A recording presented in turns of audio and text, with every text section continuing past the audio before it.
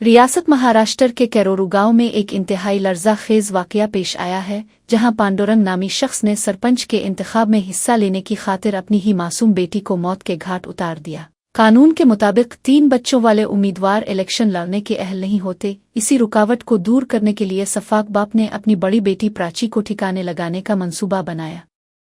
मुलजिम अपनी बेटी को तेलंगाना के जिला निजामाबाद ले गया और वहां इटली के करीब निजाम सागर नहर में इसे धक्का देकर डुबो दिया, जिससे वो हलाक हो गई। वाकये के बाद लड़की के लापता होने पर पुलिस ने जब गहराई से तफ्तीश की तो बाप के बयानात में तजाद पाया गया, जिस पर शक होने पर पुलिस ने इसे हिरासत में ले लिया।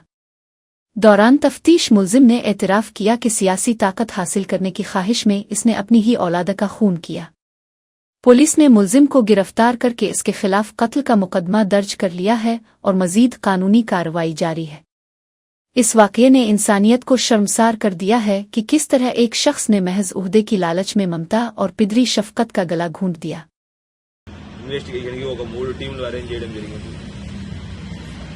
అరేంజ్ చేసుకుని 3 టీంల ద్వారా ఈ పాప ఎక్కడ ఈ పాప యొక్క ఐడెంటిటీ ఏంటి, అది ఎందుకు చనిపోయింది, అలా ఎవరు చంపారు, ఏదో చనిపోయారు అనే దాని విషయం మీద లోతుగా ఇన్వెస్టిగేషన్ చేస్తూ టెక్నికల్ అనాలిసిస్ మరియు మిగతా వాట్సాప్ సోషల్ తర్వాత హార్డ్ ఇంటెలిజెన్స్ ద్వారా తెలిసిన విషయం ఏంటి అంటే, దీనిలో ముఖ్యంగా మొత్తం అన్ని విధాలుగా ప్రయత్నిస్తుంటే ఒక సుధీర్ అనే కానిస్టేబుల్ PC630 ఆయన వాట్సాప్ స్టేటస్లో ఈ అమ్మాయి కనిపించట్లేదు, ఈ అమ్మాయి ఇక్కడ చనిపోయి ఉంది అని దాంట్లో సెర్చ్ చేస్తుంటే ముఖ్యుడు మహారాష్ట్ర గ్రామస్తులు